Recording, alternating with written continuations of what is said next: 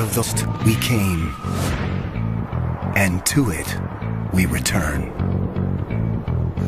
This is one of the last temperate rainforests in the world. Remote, primeval,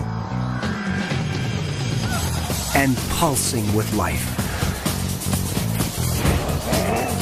If there's a paradise on Earth, this just might be it. The Alexander Archipelago of southern Alaska. And at the crest of the food chain is one of the most majestic creatures on the planet.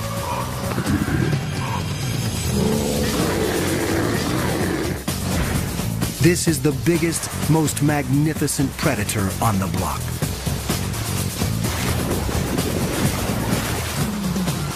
But everywhere, its ancient haunts are under siege.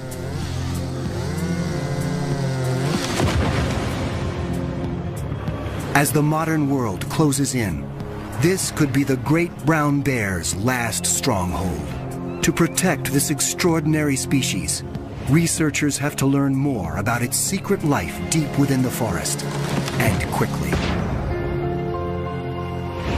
A veteran tracker joins forces with a new technology that may allow us to enter the bear's ancient territory without risking a close encounter of the grisly kind.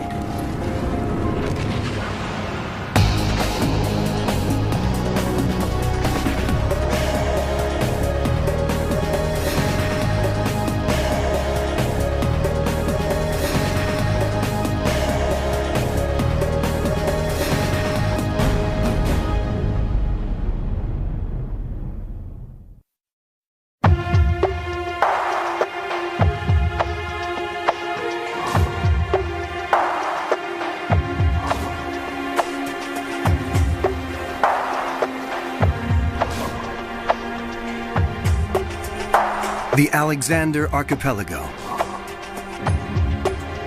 More than 1,000 islands clustering off the coast of Western Canada. Originally mountain summits, they are blanketed by dense, ancient woodlands. These are some of the last temperate rainforests on Earth. When most people think of rainforests, this is what they have in mind.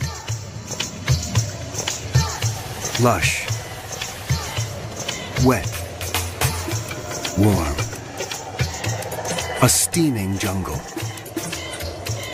This is the tropical rainforest. Young, leafy trees, a huge variety of wildlife.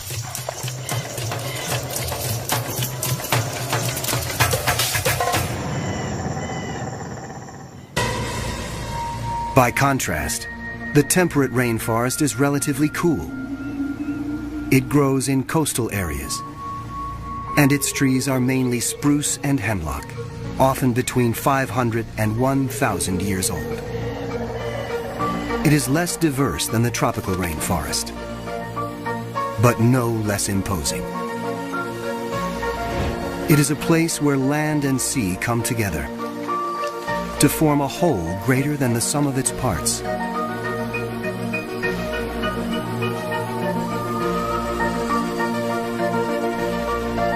The islands have names like Chichagof, Admiralty, Baranof, Prince of Wales.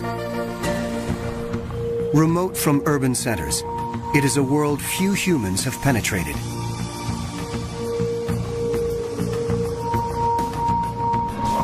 As a result, this vibrant ecosystem is a kind of heaven on Earth.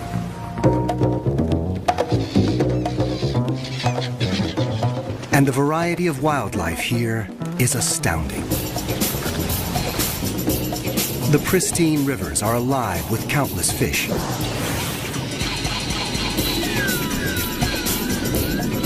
Amidst the islands, killer whales breach.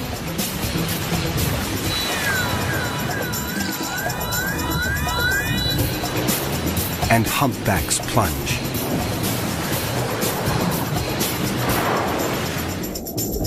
Dall's porpoises and Steller's sea lions feast in the food-rich waters.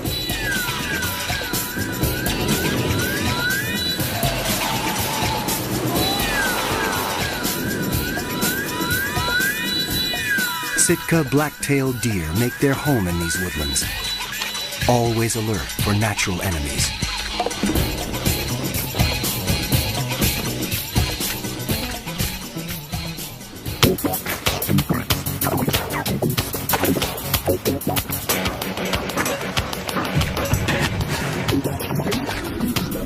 And the lord of this southern Alaska paradise is this mighty beast. You may know this bear as the grizzly.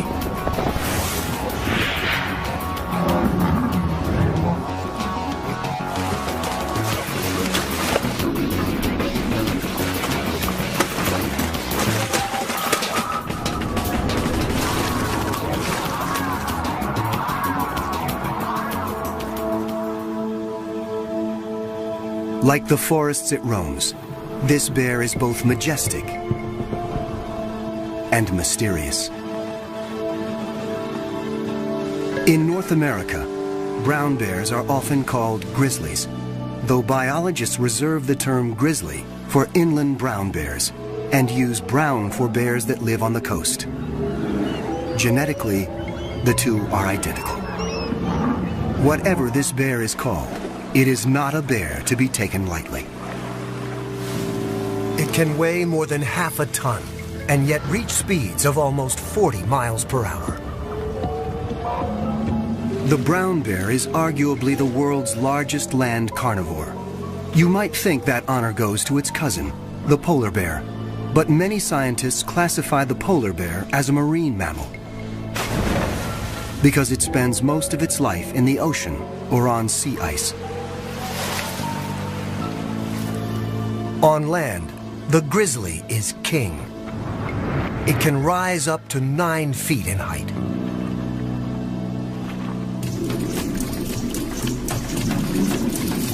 Bears are formidable hunters.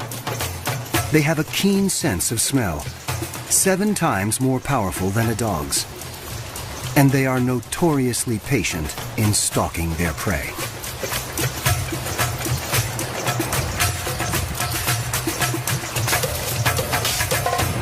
But the grizzly is also a fiercely private animal and usually avoids the company even of its own species.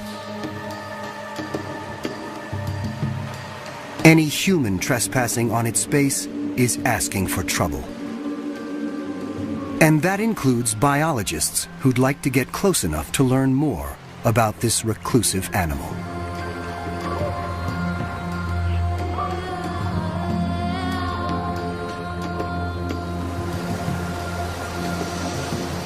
In the rainforest, the brown bear rules. It has no natural predators. And yet, worldwide, its numbers have been in decline for the last 100 years.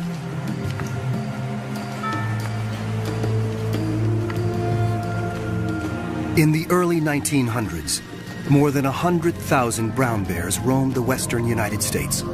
Today, only about 1,000 remain. Across the planet, their range has been cut in half since 1900. In the Pyrenees, on the border between France and Spain, the brown bears were just hanging on. They were down to their last female. Recently, hunters shot her, thereby dooming this population of bears to extinction. Today, roughly 40,000 brown bears live in what might be their last stronghold, the state of Alaska. But every day, humans encroach a little more on their territory.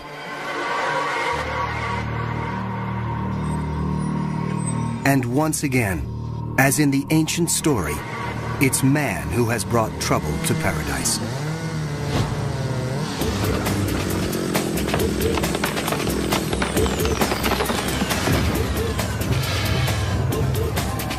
Consumers demand an immense amount of lumber each year to build homes, furniture, and other creature comforts.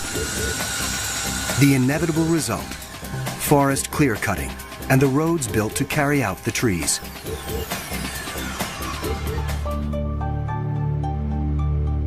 On Chichagof Island, many bears tend to converge on river valleys during the summer months.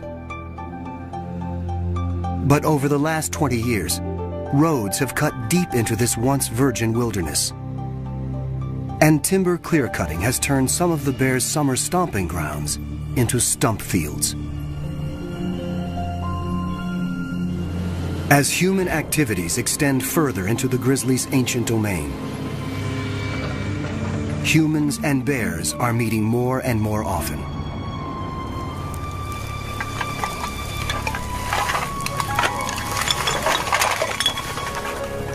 It is a recipe for disaster, for bears, and sometimes for people. This massive predator can be extremely dangerous when suddenly confronted by a human on its turf. And yet, to protect these animals, researchers need to learn more about their numbers, their movements, and their vulnerabilities. They have to get up close and personal with a 500-pound animal that doesn't want them there. That's exactly what one man does for a living, and has for the last 30 years. Born in Wisconsin, Laverne Beyer came from a family of hunters.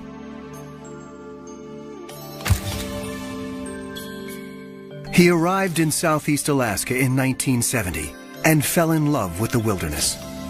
3 years later, Laverne started working with the Alaska Fish and Game Department, tracking and capturing bears for government research. It was a job he was born to do. I've either lived with or worked with bears like my entire adult life, since I was 17 years old. And when I was 20 years old, then I had to shoot a bear in self-defense.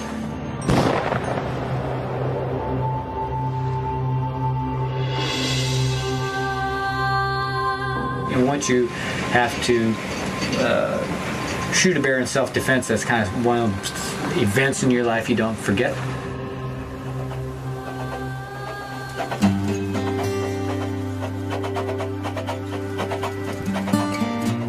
Over the years, Laverne has evolved from a trapper into a researcher himself. Largely self-taught, he works on the cutting edge of bear research technology here in southeast Alaska.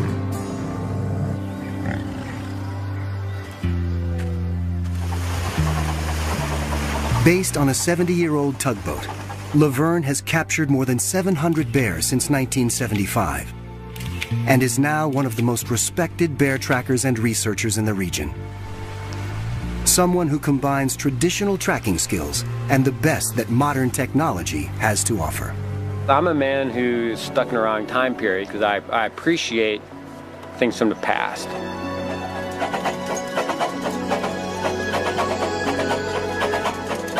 I definitely appreciate technology, and I guess it's somewhat like, too bad a person couldn't live in the past, but yet have some technology of the future.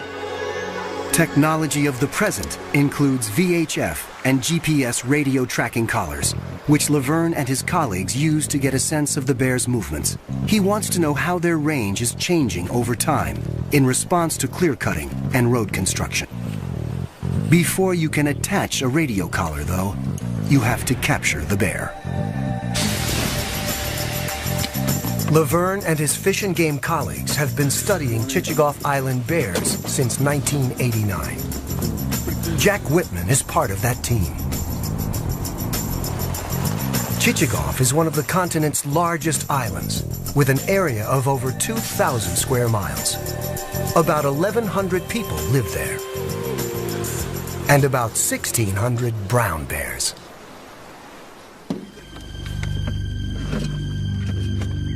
As they prepare for their research expedition into the brown bear's domain, they're all too aware of how alert they have to be. We're trespassing in a pretty major way in places where brown bears live, where most people shouldn't go. It would be foolish, regardless, how one feels about bears, not to carry a weapon.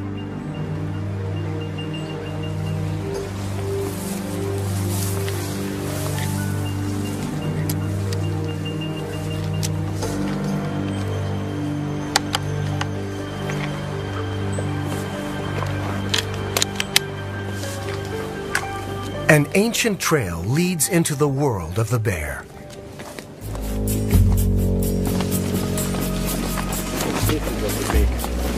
This is a bear trail, it's not a people trail. Yeah.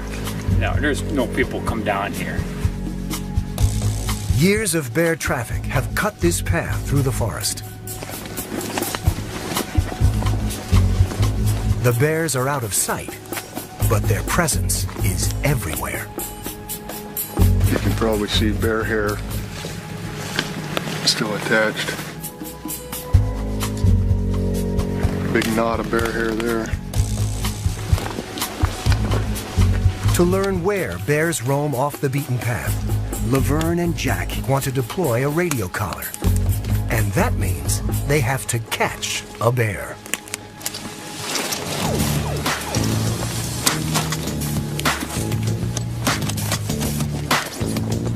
The art of snaring a bear without injuring it is a delicate one.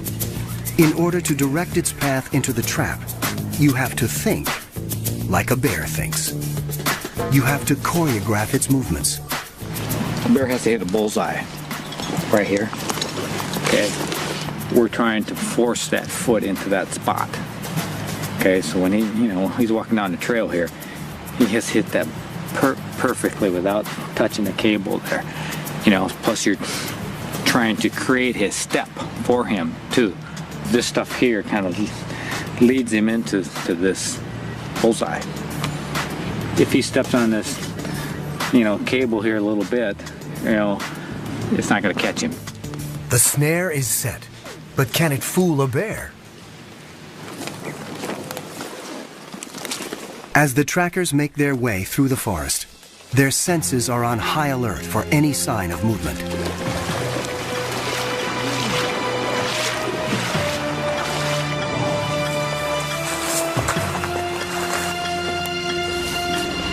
One of their snares has been triggered, but it didn't catch a bear.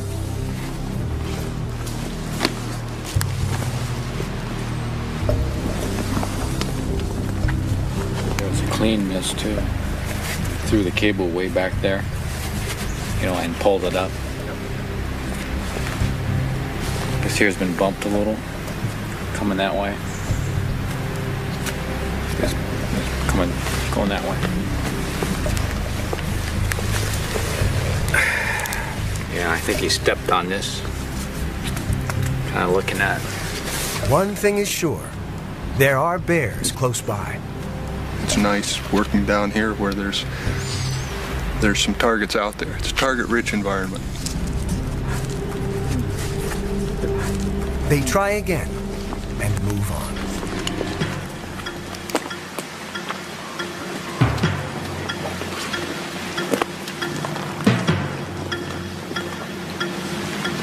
Finally, after hours of tracking bear sign and checking traps, Laverne spots a grizzly in the river near where they've set a snare.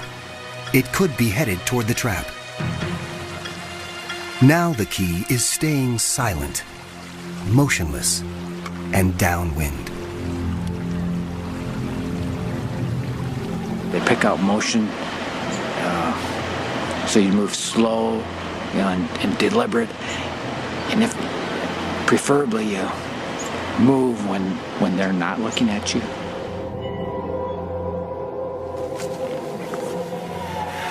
Once this bear has entered the woods, it is virtually invisible. Trying to determine whether the bear knows if we're here or not by the wind. The wind's kind of going right towards it.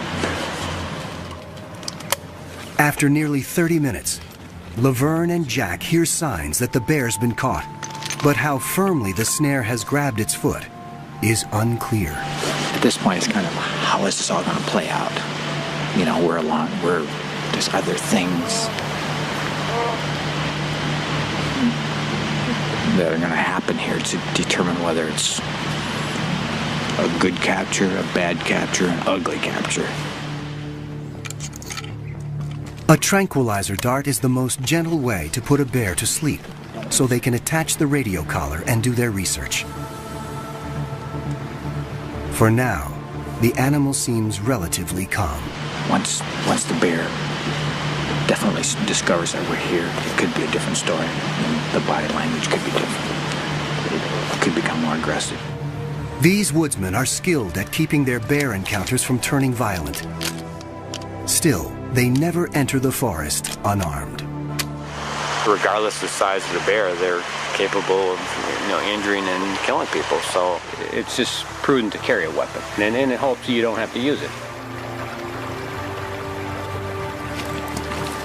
White eagle feather is good luck.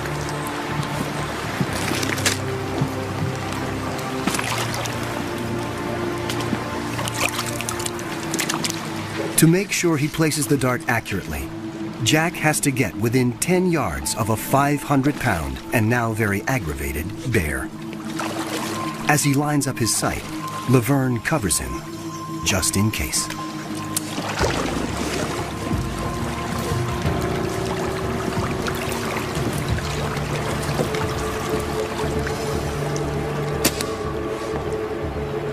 When the bear shifts its position, they can see just how tenuous the snare's grip is. A sudden jerk, and this angry bear could be on them in the blink of an eye.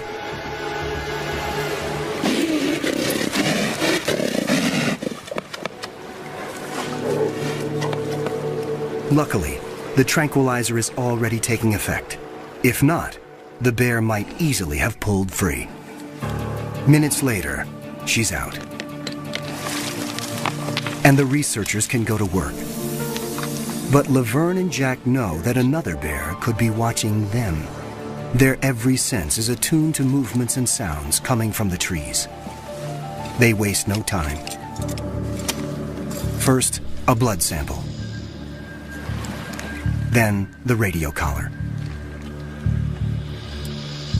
Radio tracking is an indispensable tool for assessing the movement patterns of a population of bears. Each collar has a unique frequency, so each bear has a unique frequency. It allows us to Hear where she is.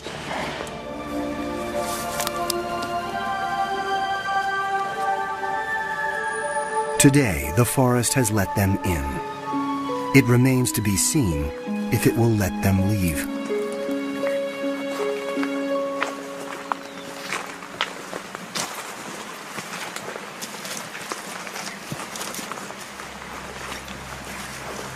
The woods are eerily quiet.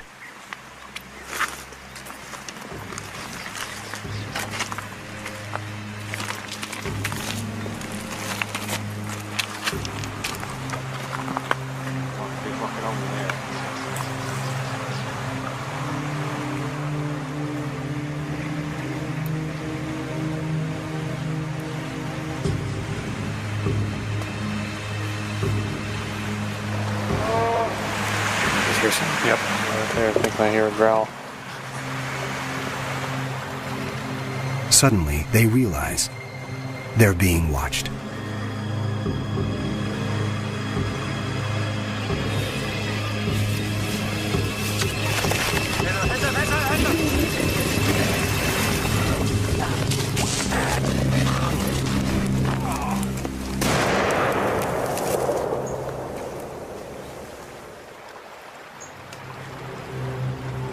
A bear attack. Laverne had no choice but to shoot.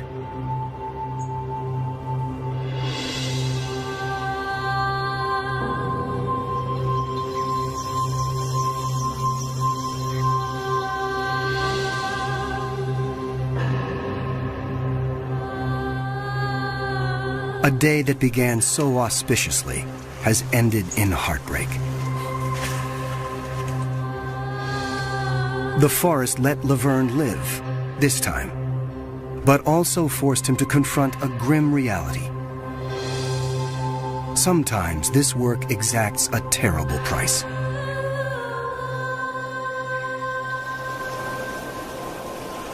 The attack has left Laverne with more than just emotional scars.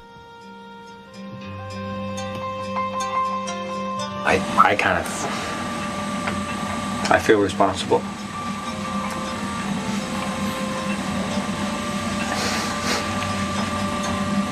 You know, I did not want to pull that trigger. I did not want to kill her. You know, it was like shooting a friend.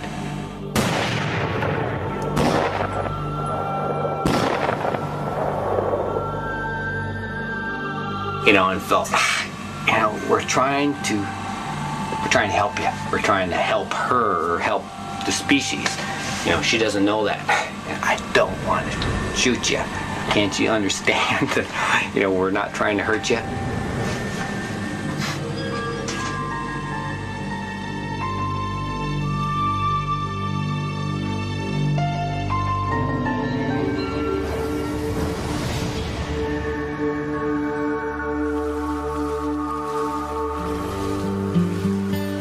Brown bears are normally solitary creatures.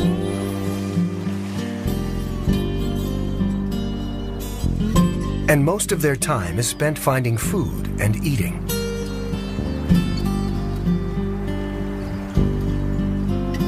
This is especially important for mother bears. These twins were born during winter.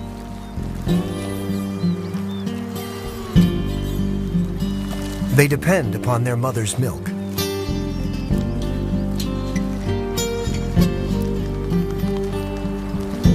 She must find enough food to sustain herself and her family.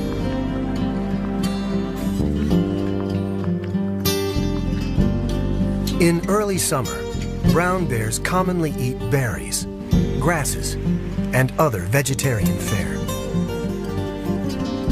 But each year around July, their diet dramatically changes.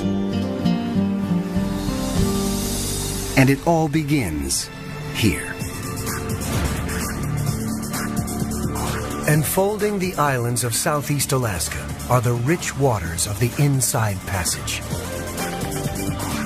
The passage is home to some of the most spectacular animals on the planet.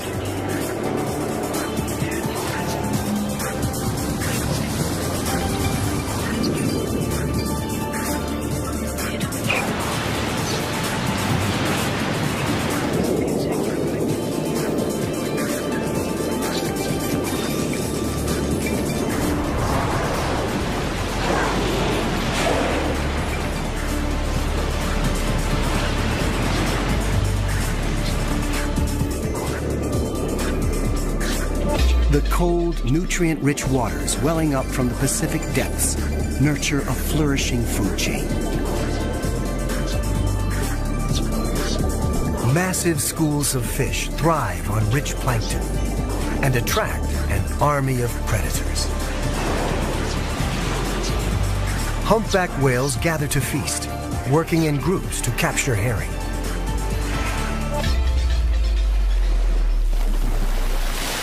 Dall's porpoises rely on speed to catch their prey.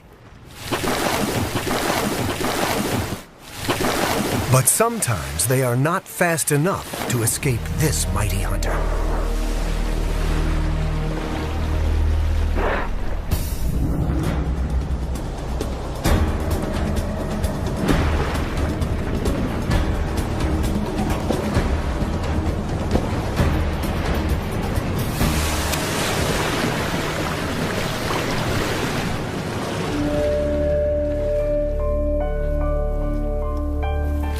On shore, another mighty hunter is getting impatient, waiting for its share. For in a coastal rainforest, the worlds of sea and land are intimately connected. And the ocean's emissary to the rainforest is this remarkable pilgrim, the salmon.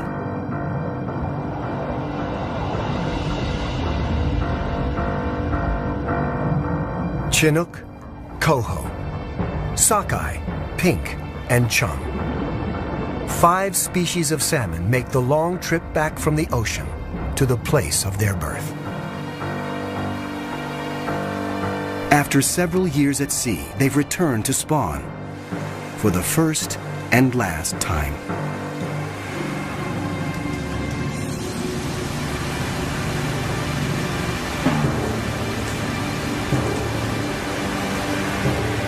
These weary travelers have overcome crushing odds to make it this far. Now, they're running on empty. But this is their only chance to breed. Doggedly, they push on. These sockeye have not eaten since leaving the sea, and they will never eat again. Starving, they begin to digest themselves from the outside in. Absorbing their silver scales, they expose skin, which turns scarlet and smooth. At the same time, the head turns green, and the male's snout takes a grotesque turn. Now, they're in full mating regalia.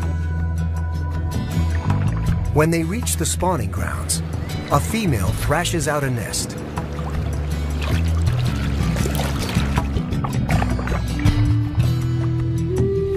The male shadows her, ready to do his part.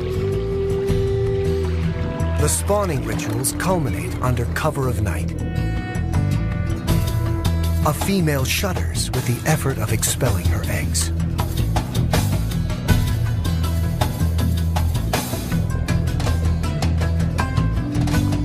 Her mate shudders in reply, fertilizing them with a smoky stream of milt.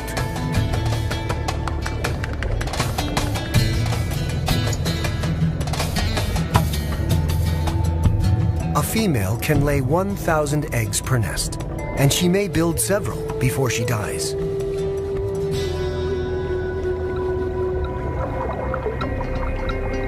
But it's only a few that make it this far. Most will perish long before then from marine predators or sheer exhaustion. Or we'll have to run a gauntlet of hungry bears who have been waiting months for just this moment.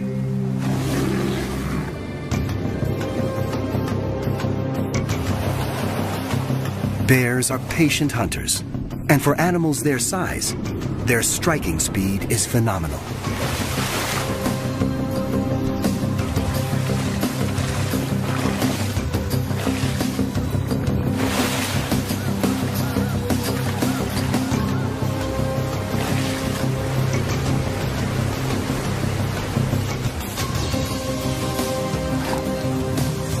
This is a time of feasting for leaner days ahead. Often the bears don't even bother with the salmon meat. They're after the fattier and more nutritious parts, the eggs, the brain, the skin. Recent studies suggest that the bears perform a vital service for the rainforest, transporting the nutrient-laden salmon from the river to the woods, where the fish decompose and fertilize the soil.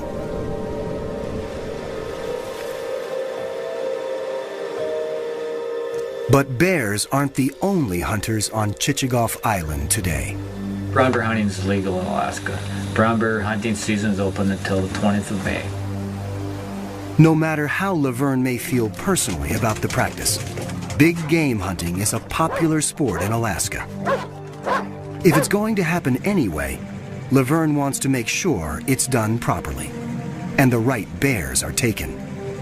Brown bears are the second slowest reproducing big game animal in North America. The female component of the bear population is the component that you want to protect the most.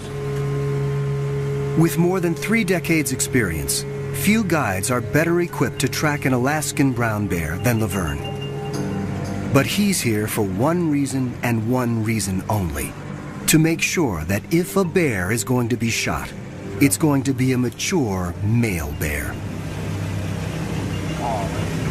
Laverne operates by another rule as well. He never guides in the same areas where he conducts his research. Today, he's accompanying a hunter to nearby Admiralty Island. We're looking for a male bear, which is a male bear. To identify a male bear has to be an 8-foot bear or larger, or like a 22.5-inch skull or larger. It's the body movement, body structure. That bear there has about a 20-inch skull. Which means it's likely a female and off limits.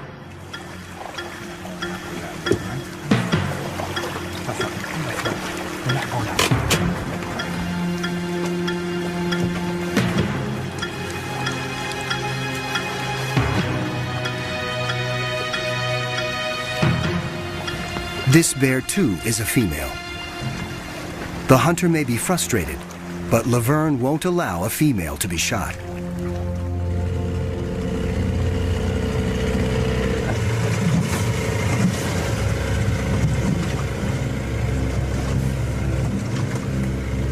We saw a bear on the beach, and we're going to go take a little closer look and see what it looks like.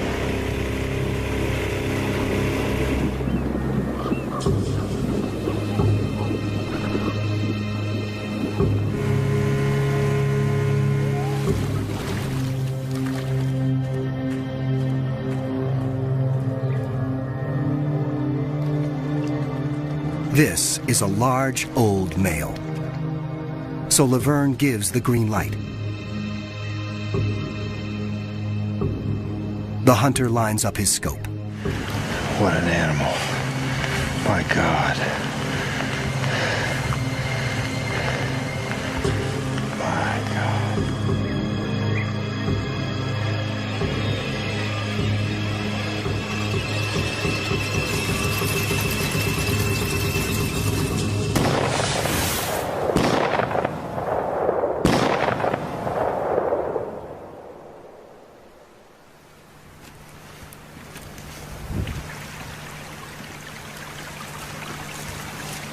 When they reach the bear, he is still alive. Laverne makes sure he is put out of his misery quickly. Get it over.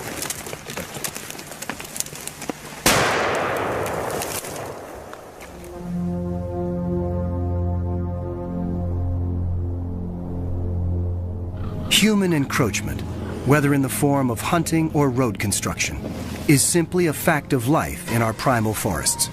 Bear advocates, like Laverne Beyer, have to learn as much as they can about the bears as soon as they can.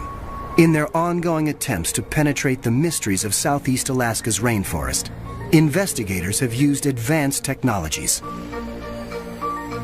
The earliest high-tech tool was the radio tracking collar. GPS devices were a big step forward. They make use of dozens of orbiting satellites to calculate the precise location of a tagged animal, sometimes within 3 feet. But GPS only tells researchers where the animal is, not what it's doing. What they really needed was a way of getting a video and audio recorder into the deep forest, where it could show them natural behavior, the kind of behavior humans rarely see, because our very presence changes the way animals behave. Fortunately, just such a device exists. It's called CritterCam. CritterCam is the brainchild of marine biologist Greg Marshall. Its purpose is to show us the natural world from the animal's point of view. Over the last 15 years, CritterCam has gathered remarkable video, audio, and environmental data from a wide array of creatures. From great white sharks and blue whales, to emperor penguins and leatherback sea turtles. For the first time, we are able to see what the creature sees and enter its world without conditioning its natural behavior.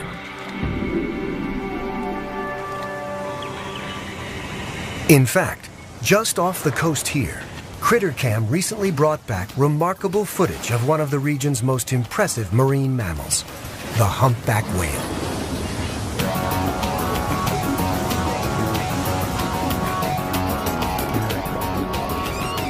CritterCam revealed how humpbacks hunt together beneath the surface. Some whales herd the fish. One blows a ring of bubbles. One calls to scare the fish into the bubble net. And then the entire group rises to engulf the hapless herring.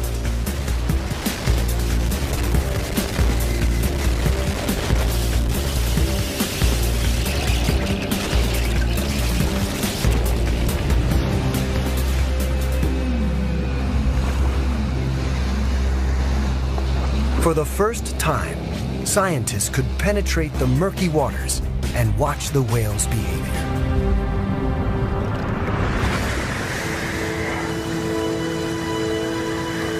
And this suggested another possible use for this technology, this time on a nearby land mammal.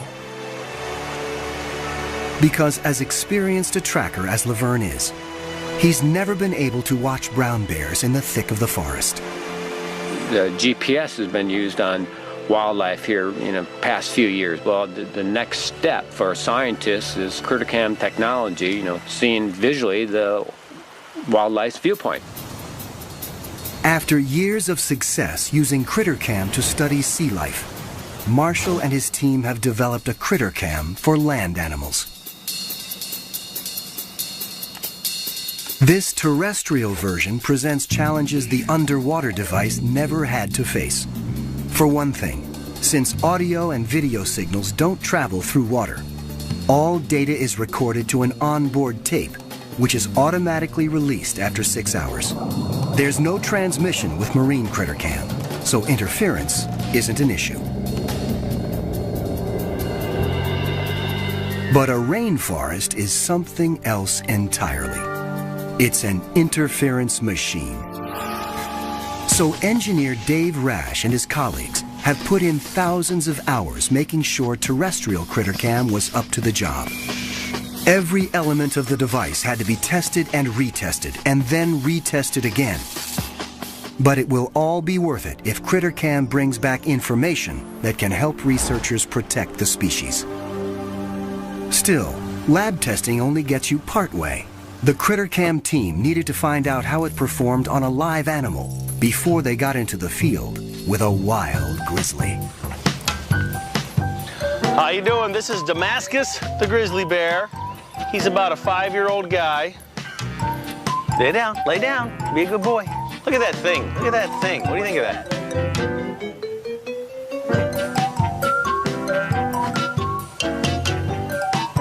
Will you let us put that on, see if we can get your perspective on life?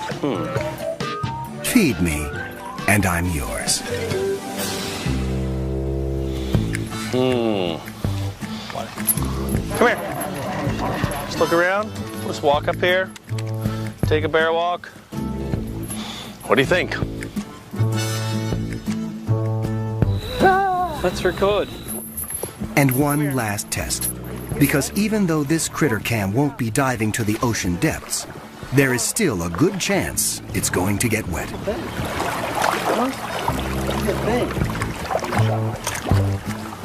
boy, huh? You want to swim a little? You want to see a little swimming? This is as far as Dave is going to get with a tame bear in controlled surroundings. It's time to head north.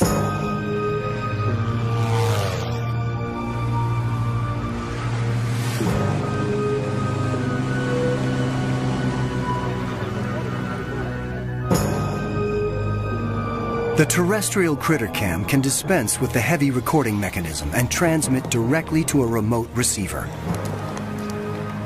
Which is a good thing, because the device won't be buoyed up by water, as the marine version was. Another plus, the device won't be limited by the length of a videotape. Still, there's a very real danger that even if critter cam makes it into the woods on the back of a bear, the dense forest will frustrate the team's efforts to get a clear signal. In the temperate rainforest, southeast Alaska, to make the critter cam technology work that you currently have today is quite challenging. It's not the plains of Africa. First step, before going after a bear, field test critter cam on a somewhat less dangerous animal. What's going on here? I'm going up testing the Greg Marshall critter cam. How do you feel about it? Yeah, stop the debate about whether it's going to work through the forest or not. It doesn't take long to see the shape of things to come. Well, we're just tracking Vern as he walks up the canyon. And The signals that I'm getting aren't as strong as I expect. Dave quickly tracks down the source of the problem. This antenna has connections on it which are very clearly marked. Even the best labelled things are no match for stupidity sometimes. Now we've got much better video.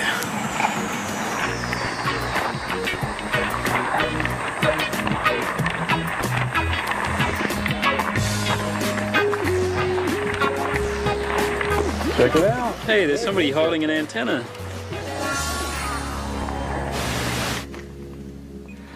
There's only so much preparation Dave can do.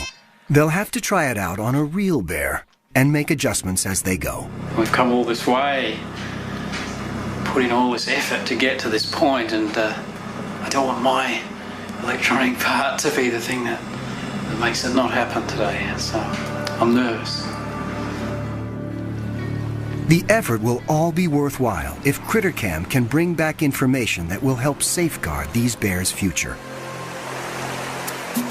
CritterCam may be light years more advanced than a radio collar, but the process of getting it on a bear is just the same.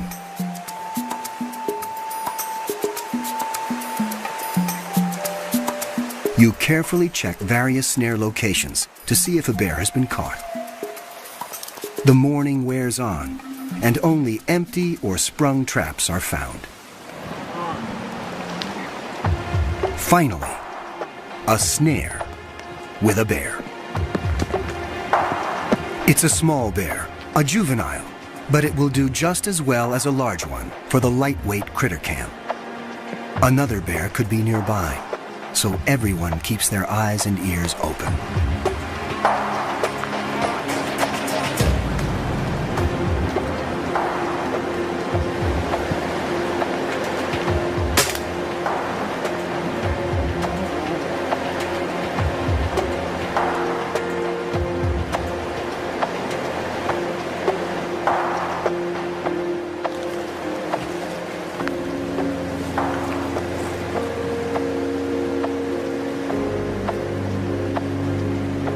Now, the main event.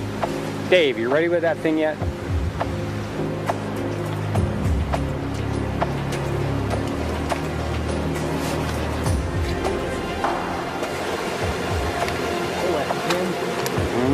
That can be locked in? What's that? She's on. Till you hit the button, huh? Can you push that little thing in there? The device is locked in place and set to transmit. Time to wake up the bear.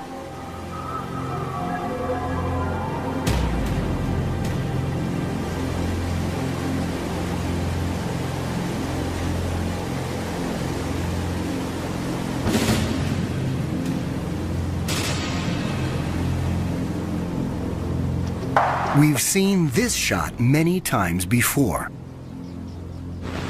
but we've never seen anything quite like this. She doesn't seem to mind the CritterCam around her neck at all. The bear is groggy, but she knows enough to head straight into the woods. The system's working.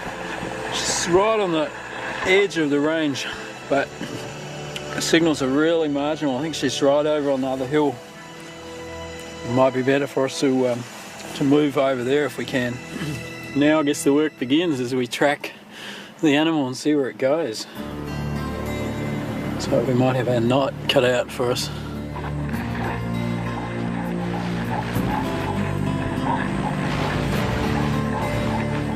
As morning becomes afternoon, the team follows the CritterCam signal to stay within range.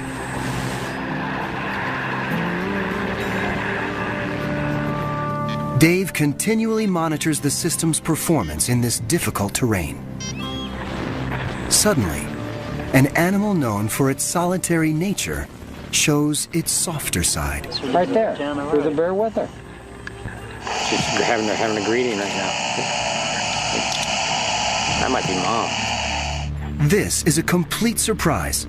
The critter-cammed bear is old enough that Laverne wouldn't have expected it to be spending any time with its mother.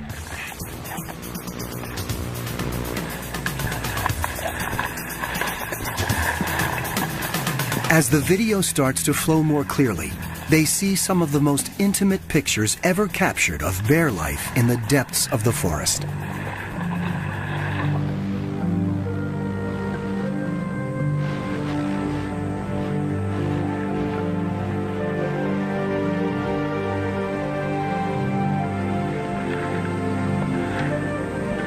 She builds a daybed and curls up for a nap. See, that was cool. The fact that she joined up with two of the bears. Did he actually just say cool? He did. Wow. He thought it was cool, and I think he smiled. When the bear wakes up, an excited Critter Cam team watches as she eats some Devil's Club berries, a staple of the brown bear diet. Oh, check it out, yeah.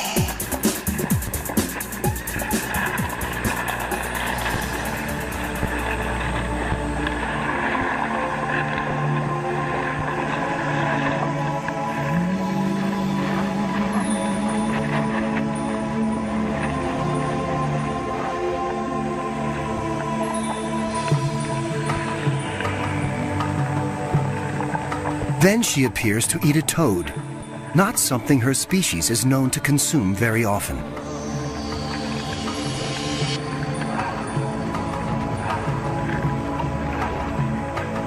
But berries and toads are just appetizers for a brown bear. Soon the bears head to the stream for the entree. And the young female is in the midst of it all.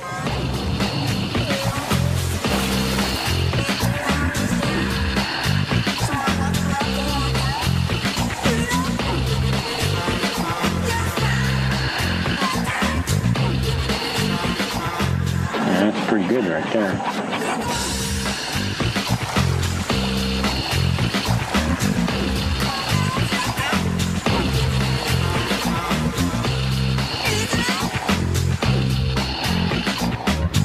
Laverne and the others are glued to the monitor.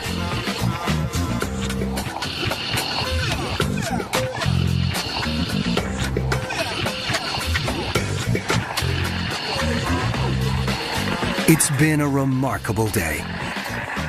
CritterCam has allowed Laverne and the others to walk with these bears without trampling their world.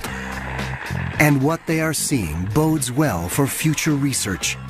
Research that could tip the odds in favor of these amazing animals.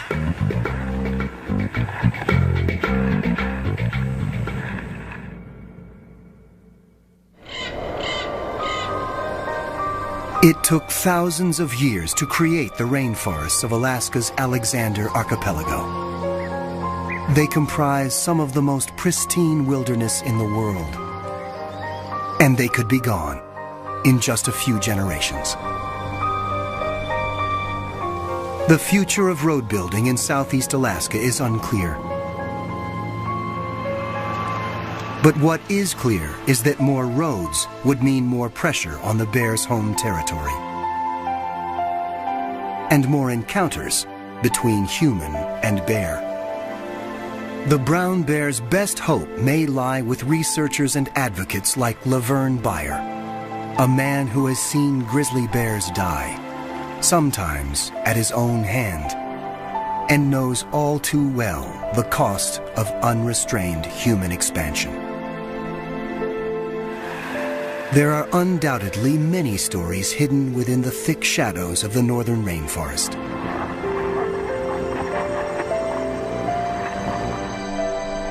For now, though, it has surrendered only some of them.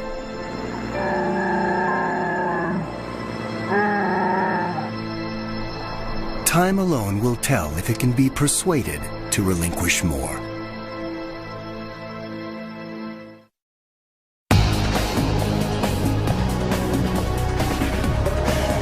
To purchase Bear Island on DVD, call 1-800-PLAY-PBS.